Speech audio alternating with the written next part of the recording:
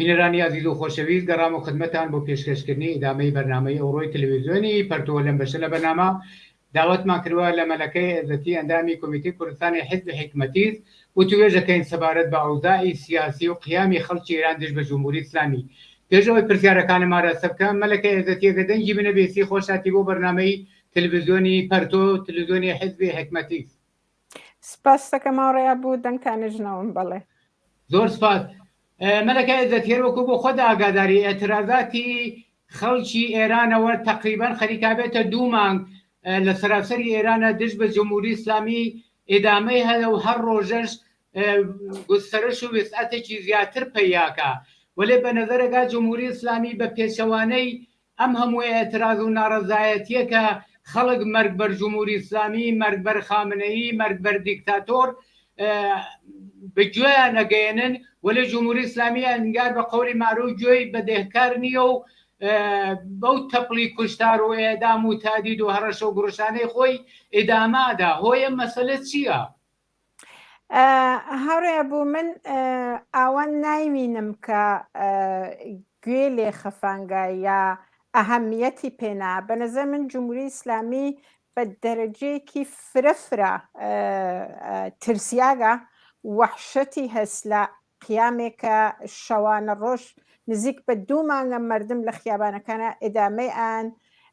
وە لە دانشگاکانە وە لە جێگەگەلێکی کە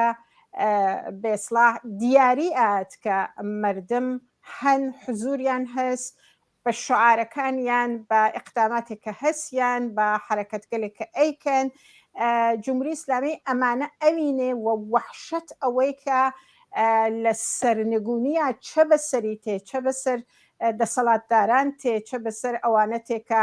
عامڵ ئیجرایی قەتڵە عام و ئیستسمار و سەرکوب لە ئەم 40 ساڵا بووگن تێ دەستی داگە بە حرەکەتێکە بەرگیری بکە لە واقع بەرگیری بکە لە ئەوەی کە مردم ئەم تەحەڕکە ئەم ئیعتراز ئینقلابیە ئەم ئیعتراز هەمەگانیە ئێدامە بن و منجەر بێ بە سەرنگونی. بە نەزەر من لەسەر ئەوە نییە کە نەیدیگە و ناترسێ و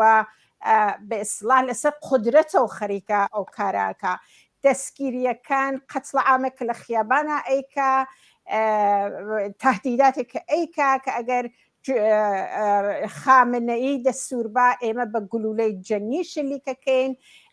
بە باتۆم چەندین نەفەر کوژیاگەن مەجبور بووگن بێن درۆ بکەن و بێژن ناڕەحەتی قەبلیان بووگە خودکوشیان کردگە لە سەربانەوە کەفتگنە خوارەوە. ئەمانە هیچ کامێکی نیشانەی قودرەت نیە، هیچ کامێکی نیشانەی ئەوە نییە کە جمهوری ئیسلامی مطمئنە کە لەسەر جێگەی خۆی ئەمێنێتەوە و ئیتفاقێکی بۆ ناکەفێ. دقیقا لەسەر ترسە لەسەر وەحشەتە و لەسەر ئەوە کە ئیجاد ڕعب و وەحشەتکە لە جامعاوە ئەوانەی کە هەن لە خیابانە مردم ئینقلابیەکە هەن لە خیابانە مردم معتەرزێکە لە خیابانە بیان نێرێتەوە بۆ ماڵەوە و جوڵۆگیریکە لە سەیر ئەم ڕەوەندە. وەلێ ئەمە ڕێگەیکە کە نیشاندەندەی قودرەتی نییە، نیشاندەندەی زەعف و فەلاکەتیە لە نەزەر منەوە. زۆر سپاس بۆ تۆزاکان. دەمەلەکە عێزەتیەر وەکو بۆ خۆدا ئاگاداری تعدادێکی زۆر کە بەدەستی هێزەکانی جمهوری ئیسلامی و جملە پاسدارەکان بەسیج و نیروهای سەرکوتگەری جمهوری ئیسلامی کوژراون لە تعدادی ئەدامیایەکە تایسە بووە زیاترەوە و ئەمە بەم شکڵە سیستماتیکە جمهوری ئیسلامی ئەم قەتڵ و ئام و جەنایەتانەکە و هەروەکو تۆ لە ئێرا لە ئاخری قسەکان تا ئیشارەت پێ کرد کە ئیدعاکە کە ئەم ئینسانانە وەختی کوژراون گیانیان لە دەستداوە بە دەلیلی نەخۆشی و بیماری و ئەمانەوە یا خۆیان کوشتووە بەم دەلیلانە گیانی خۆیان لە دەستداوە. ئایا ئەم ڕەوەندە دەتوانێت ئێدامەی پەیدا بێ؟ ڕێگا حەلی مقابلە لەگەڵ ئەم وەزیەتە چییە؟ ئەم خەڵکە ئاوا بە وفور و بە زۆری دەکوژێن و جمهوری ئیسلامی ئاوا درۆ و پرۆپاگەندە تەحویل جامعادات. من وازانم ناتوانێت ئێدامە بە منتها بەستگیز بە ئەوزاو ئەحواڵێکە لە جامعات چۆنەچێتە بەرەوە. خانەوادەکان بێ ئەندازە ڕۆکنێکی مهمە لە ئیفشاکردن ئەم شەرایطە و ئەم جەنایەتگەلە کە جمهوری ئیسلامی مرتەکبە بێ. خانەوادەگەلێکی ئەترازەکەن، خانەوادەگەلێک عەلەنیەکەن مەرگ مناڵەکانیان، مەرگ عەزیزەکانیان، خانەوادەگەلی کە ئێرعاب و تهدیدات جمهوری ئیسلامی نایان ترسنێ مردمێک کە ئەم درۆگەلا باوەڕ ناکەن ئەم پرۆپاگاندا باوەڕ ناکەن و لە خیابانە حزور پێیاکەن و هاوارەکەن کە ئێمە خونخا ڕەفیقەکانمانی خونخا جوانگەرێکن کە کوژیاگا و ئەمە بەرگی سەدێدانێ لە جمهوری ئیسلامیە. جمهوری ئیسلامی ئابروباختەست بە تۆر واقعی لە عەرزەم 43 ساڵە 44 ساڵە هیچ شتێتر غێرە ئێرعاب و وەحشەت و سەرکوب نەیتانیگە جمهوری ئیسلامی لەسەر قودرەتەوە نگا بێڵێ. ئیسەیش کە خەریکە ئەم کاراکە ئەمە فقط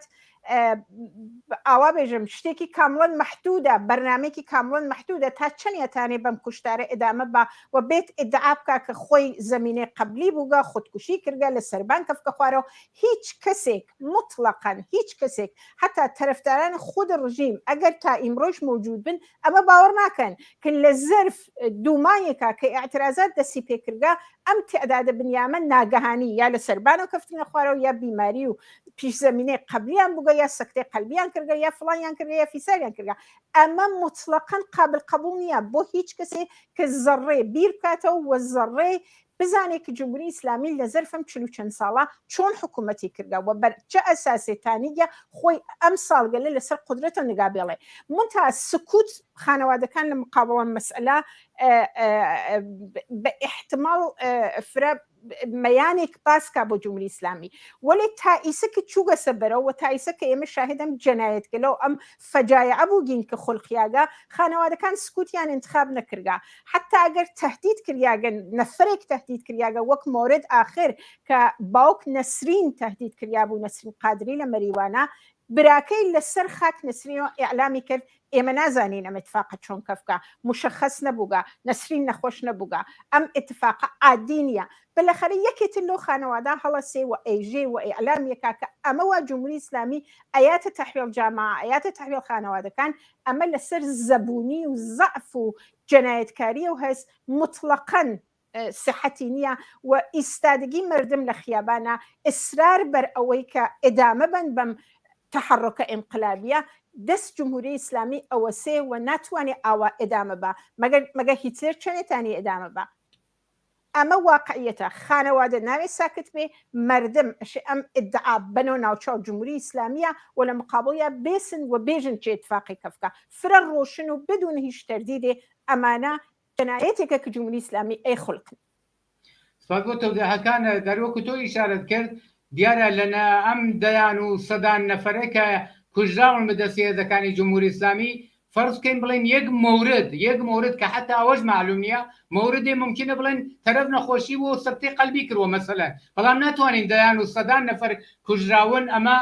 خەڵک باوەڕ بکەن قەتعەن خەڵک باوەڕ ناکەن بەمە بەڵام پرسیاری منەمەدە ئایا ترس و وەحشەتێک کە ناشی لە ڕەوەندی ئەم ئێعدام و کوشتنە فەلەیانەدا و محاکەماتی چەند دەقیقەیی دەتوانێت جمهوری ئیسلامی لە حاڵەتی سەرنگونی و مەرگی نەجات بدات؟ بەنظر من ناتوانێت جمهوری ئیسلامی لە دەهەی 600 جەنایەتی فرە گەورەتر لە مەیە خولقان ئیعدامگەلی فرەتری کرد ئیعدامێک کە بە 2 دقیقە محاکمە ئایا بە ئیسلام عەقیدەتە سیانە و بدوایەوە حکم ئیعدام سادر کردیا ئەگەر ئەمانە ئەم ڕعب و وەحشەتە ئەم ترس ئیجادکردنا بیتیانیایە جمهوری ئیسلامی نەجات بدایێ لە دەهەی 600 بەملا هیچ اتفاقی لەناو جامعە ناکەف لە حاڵێکە ئێمە شاهد اتفاقات گەورە تحرکات گەورە اعتراضات گەورە بووگین لەو مەسیرۆ تا ئیمڕۆ کە کێشیاگە بەوەکە ڕەوەندێکی هەر ڕۆژەی ئاعترازی ئینقلابی لە خیابانە جریانی است جمهوری ئیسلامی ئەگە فکرەکاتەوە کە بە احتمال فرا ممکنە ئەمە تەسەور بێسڵام مهرەگەل بانیان بێ مهرەگەل جەنایەتکاریان بێ کە ئەتوانێت بەم متۆدا بەم شێوە مردم بنێرێتەوە بۆ ماڵەوە بە نظر من کامڵەن هالە ئیشتبا کامڵەن محاسباتی غەڵەتە مردم ئەگە گەرەکیان بۆیە بچوێتنە ماڵەوە بە هەر ئەو قەتڵگەلە کە بێسڵا ئیعلامی کرد ئەمانە خۆدکوشیان کردەوە و پیش زەمینەی بیماریان بووگە ئەچوانە بۆ ماڵەوە ئێعدام بەری ئەگیرگێ بە شەرتێکە مردمێکە معتەرزن لە خیابانە مردمێکە عەلەی جمهوری ئیسلامی فرەتترین و تونترین و ڕادیکاڵترین شعاریان داگە لە خیابانەکانە بتوانن بڕۆنە بەر زیندانەکان و مانە ئەوە بن کە ام اتفاقات اللي خفا صورت بگرێ ام جنایت اللي خفا صورت بگرێ تا ئیسا حکم ئیعدام 9 نەفەری بە دادگا 10 دقیقەیە و سادر کردگا چین بەردادگاکان وە لە مقابل زیندانەکانە اعتراضکردن کارێکی گەورە و بێ ئەندازە مهمە کە کەسکرێک کە هەن لە خیابانە مردم ئینقلابیە کە خاهان سەرنگونی جمهوری ئیسلامی ئەشی لە دەستورە دای بنن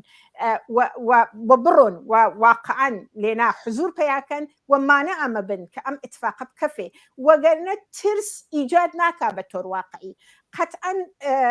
قەتەن مردم ناڕەحەتەوەن خانەوادەکان ناڕەحەتەوەن ئەمە فاجعەیەکە بە هیچ زوانی قابل بێسڵا ئەوە نییە کە تۆ تەوجیهی کەی ئیعدام شەنیعترین ئیقدام و قەتڵ دەوڵەتیە کە دەوڵەتی بۆ حفظ قدرەت خۆی ئەیکا و ئەو دەوڵەتە وەختێ دەوڵەت ڕئیسی بێ کە سابقەی کوشتاری هەست معلومە ئیجاد نیگەرانیەکە وەلی وێسانن لە مقابل ئەما گەورەترین حربەیەکە کە مردم انقلابی ئەتانن بێنەوە ناوچەو جمهوری ئیسلامیە. ممنون بۆ تەوزیعەکانت مەلەکە عەزەتیار وەکو بۆ خۆت ئاگاداری و کۆمەلگا ئاگادارە جمهوری ئیسلامی 43 ساڵە بە کوشتن و ئێدام و بڕین و ئەسیدپاشی و ئەم وەحشی گەریانەی کە لەو کۆمەلگا نیشانی داوە لە خۆی بەوە خۆی ڕاگرتووە بەڵام ئەبینین مەسەلەن شوێنێک وەکو بەیساب بەناو پارلەمان بەناو مەجلیس بەناو کەسانێکە ظاهرەن نوێنەری خەڵکی ئەو کۆمەلگان 227 نەفەریان بە ئێسلا لە نمایەندەگانی مەجلیس خواستاری ئەوە بوون کە هەموو دەستگیرکراوەکان کە زیاتر لە 15,000 نەفەر جودی ئاماری خۆیانە و کۆمەلگا ئاگادارە خواستاری ئێدامی ئەم 15,000 نەفەرە بوون لە مقابل ئەم وەحشیگەری و سەرکوت و ئێدامە و تادیدانەدا چۆن دەکرێت ڕابوەسن خەڵکی ئەو کۆمەلگا و لە عینی حاڵە پرسیارەکەم دەبێتە شاید دوو بەش ئایا ئەم دەرەجە لە ئێعتراض و مبارزە کۆمەلگایەکی 80 و چەند ملیۆنی کە چولانە تایسە ڕەنگە ئەگە من اشتباه نەکەم یا حەدسی خۆمە بڵێن 5-6 ملیۆن 10 ملیۆن توتال جەمعەن هاتوونەتە خیابان ئەم دەرەجە لە ئێعتراض و مبارزە کە جمهوری ئیسلامی ئیدی بە ئاشکرا ئیدی لەوە ئیسلاحەکەی لە شمشێرەکەی لە پێشەوە بەستووە پارلمانەکەی تەسمی مەگرێ خواستاری ئەوەن و پەنجەمۆریان پیاناوە 227 نەفەریان یعنی لە واقعیا گشتیان ئەوانەی وا نازام تاوزیگای من حضور زێنم بێ ئێران 330 نمایندەی هەیە ئەوانەی وا لەوێ نەبوون ئیمزان نەکردوە حتممە لە مەرەخەسی بوون و لەم لاولەولا بوون ئەگەرنا کولی پارلمانەکەی گوایە ئەمە خاستاری ئەمە ئەدامانە بوون چۆن دەکرێت لە مقابل ئەمەدا ڕابوەسن و خەڵکی ئەو کۆمەلگا ئیجازە بەم قولدوریانەی جمهوری ئیسلامی نەدەن و نەیەڵن جمهوری ئیسلامی کەمەری ڕاست بکاتەوە من ناو ئەم جێگە کە ئەم مەجموعە بە ئیستلاح کە ئێژن پێ پارلەمان و مەجموعە نمایندەکان من نە بە مەجموعە نمایندەکان مردم یەناسم نە بە پارلەمان یەناسم ئێنێشە بەشێکە لە دەستگای سەرکوب جمهوری ئیسلامی مەجموعەیەک منتەسبین حکوومەتیان ئاوەرگە لێنا جەمیان کردگەسەوە مەجموعەیەکی بنیام دز حقەباز قاڵتاق و کەسکەلێکە بە زۆر قدرەت و بە پوڵ و بە ڕاندخاری ئەتکن لێنا جەمە بووگنەسەوە و تەبیعەتەن وەختی منتەسەب حکوومەتن گەرەکیانە حکوومەتەکە بپارێزن تەسمیمێک ئاوا یا خاستێک ئاوا هێشتا بە تەسمیم تبدیل نەبووگا خاستێکی ئاوا لەلایەن کەسکەلێکەوە کە بە ئیستلاح بە خۆیان نێژن نمایەندەی مردم ئەمە لە توول تاریخا بێسابقە بووگە بە تۆر واقعی کە 227 نەفەر بەقەڵ ئێوە لە 330 نەفەر نمایەندە هەڵسێ بێژە ئێمە خاستار ئیعدام ئەمانینەکە لەم بەقۆڵ ئەوان لەم اختشاشاتاوە بەقۆڵ ئێمە لەم تەحرکە ئیجتماعیە اعتراض اجتماعی و انقلابیە حضوریان پیا کردگا ئەمە بۆ سەبت لە تاریخە موجودە و بۆ بەڕەسیکردن پەروەندەی تەکتەک ئەمانە بە دەرد مردمە خوا بە تۆر واقعی ئەمانە نە نمایندەی مردمن نە کەسکەلێکن کە بەڕێی مردم بە تۆر واقعی چوبنەسە مەجلس ئەوانە خۆیان قەیم پاسدارن قەیم بەسیجین قەیم نظامین کەسکەلێکن کە لە ئۆرگانهای سەرکوب حکوومەتە لە سایر ئۆرگانەکانیە دەستیان بووگە و ئیسا هاتکن بۆ خودشیرینی و بۆ ئەوە نیشان بن کە لە کنار حکوومەتێکا کە ها لە حاڵ سەرنگونیا بێساگەن قسەی وایە نەکردگا ئەمیشە ئەدرگێتەوە ناوچاویانە بە تۆر واقعی، ئەمیشە ئەدرگێتەوە ناو دەمیانە. مردمێک کە هاتکە خیابان سەر هیچ نوع سازشێکی نەتەک ئۆرگانگەل حکوومەتیە هەست، نەتەک ئۆرگانگەل سەرکوبە هەست، نەتەک حکوومەتە هەست. ئەم جێگە کە ئەم مەجموعە کە ئێژن پێ مەجلس جز بە دەرد ئاگرداین بە هیچ دەردێکتر ناخوا. مردم بە ئیعتراز لە مقابل ئەوانیشە ئەتانن پەسیان بن پاپەس پێشن. من خەبەرێکم لە سوسیال مێدیا دی کە نووسی بوویان وەختی ئەم تەقازا بە تۆ شەفاهی هاتکە ئەو 200 چەند نەفەرە 27 نەفەرە وتیگیانە ئەرێ وەلی وەختی بووگە بە بێسڵاح وەرەقەیەکی کەتبی و قەرار بووگە خودە ئەم 227 نەفەرە ئیمزا بنەپای تقریبا هیچ کامێکیان حازر نەبوو ئیمزایکەن. ئەوانی سەرنوشت خۆیانە خوێندنەوە، ئەوانی شەزانن بەلەخەرە لە ئایندێکی نەچەندان دوورە ئەچنە پای مێز محاکمە، مردم محاکمەیانەکەن و ئێژن پێیان تۆیەکە ناوخۆتە نام منتەخەب مردم ئەمە لەکوێنە وەزیفەی منتەخەب مردمە کە تەقازای ئیعدام منتەخەبینی بکە. کەسکەلێک انتخابیانی کردە بە ئیسلاح لە حاڵێک ئەوانە منتەخەب نین. منتها ئەمیشە نایگرێ، ئەمیشە فقط پرۆپاگانداست، ئەمیشە فقط ئیجاد ترس و وەحشەتە، ئیجاد نوعێک نائومیدی و بەدبینیە، ئیجاد نوعێک ئەوەی کە ئۆکەی ئەگەر قەرارە ئەم گشتە جەنایەتە سوورەت بگرێت پس بە هەڵدەڕینەوە ماڵ ئەوەی تر نایخوا بە تۆر واقعی. شرایەتێکی ئیمڕۆ لە ئێرانە حاکمە مطلقاً شرایەت 10 ساڵ لەمەوبەر و 5 ساڵ لەمەوبەر و 3 ساڵ لەمەوبەر نییە. بە تۆر واقعی ئەم موقعیەتە کە ئیمڕۆ لە جامعە هەست موقعیەتێکە خۆیان ئێژن تەواوە هەدەف كل نظامه هدف سرنگونیه 1000 جارم شعار قلباني مجنفك كبوسيله كسكلك على الخيابانات تكرار بيته ده نتيجه اميشه ترفندك كنا ايجري نكس باصلاح مردم قبوله كان متفاقب كفيه هم بادامه تحركات انقلابيان هم ببرزيلان كان قردن وهم باعتراضي كي جوري لبرمجلسه اميشه بالاخره پسند بطور واقعي اما فقط پەروەندەی خۆی ڕەشکردن و خراوترکردنە بۆ ئایندەیان بۆ دوواڕۆژیان. زۆر سپاس مەلەکە عیزەتی نزیک دقیقە و نیوێکمان ماوە حەزەکەم پرسیارێکی تریش بکەم باتەوەجی بەوەیەوە نزیک 2 مانگە ئەم ململانێ و مبارزە و ئێترازە ئێدامەی هەدا پێت وانییە ئەبێ خەڵکێکی زۆرتر تەرغیب بن باتەوەجی بەوەی کە ئەڵێن بەلاخەرە ئەمە حجاب ئەگە بەهانە کولی نظام ئەبێ لاچێ پێت وانییە بێ وەسێتر بێنە خیابان خۆشت ئیشارە کرد ئەو شوێنە بەناو پارلمان دەبێ بڕوخێ بەسەریانە ئایا پێت وانییە ئەم جۆرە ئەم دەرەجە لە مبارزە جوابگو نییە پێت وانییە خەڵگە بێ بە نەهاتها و مەراکزی دەوڵەتی و شوێنە ئەسڵەکانی جمهوری ئیسلامی هێرشکەن یەک دقەونی و دقەی زیاترمان وەختن حتما طبعا واسە وا ئێوەیژن وەتای سکردیگیانە لە مەریوانە دەفتەر نمایندەی مەریوانیان ئاگردا چوونە بەری لە توا شارەکان ئاتانم کارە بکەن حتا ئەگەر نەتان لەبەر مەجلسە جەمە بنەوە لە توا شارەکانە دەفتەر نمایندەکانتان ئاگر بن لە مەریوانە کریا لە هەرچی جێگا ئیمکان پەزیرە بە نظر من با تەوەجۆ بە نیروی کا لە خیابانە مردم دوێشۆ لە مەهابادا جەنازەی کەسێک کە کوژیا بوو بعد قدرت خویان لدست نیروگل انتظامی و امنیتیان سن و خوان بریان دفتیان کرد امانه لهرچی جگه امکان پذیره آگرداین امکان پذیره حمله کردن امکان پذیره و روخانن دفتر نمایندگان مجلس لشارکان امکان پذیره مردم تان بیکرد. زۆر سپاس بۆ تەوزیعەکانت مەلەکە عیزەتی پرسیار زۆرە وەختەکەمان ئیجازەمان پێ نادا مەمنون بۆ تەوزیعەکانت و بۆ بەشداری لە بەرنامەی ڕۆی تەلەڤیزیۆنی پەرتۆدا.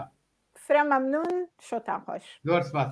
بینەرانی عزیز و خۆشەویست بەم جۆرەهاتی نەکۆتایی ئەم بەشە لە بەرنامەی ڕۆی تەلەڤیزیۆنی پەرتۆ داوەتەکەم بینەری قسمەتی ئاخری بەرنامەی ڕۆی تەلەڤیزیۆنی پەرتۆ بن کات و ساتێکی خۆشتان بۆ ئارەزووەکەم.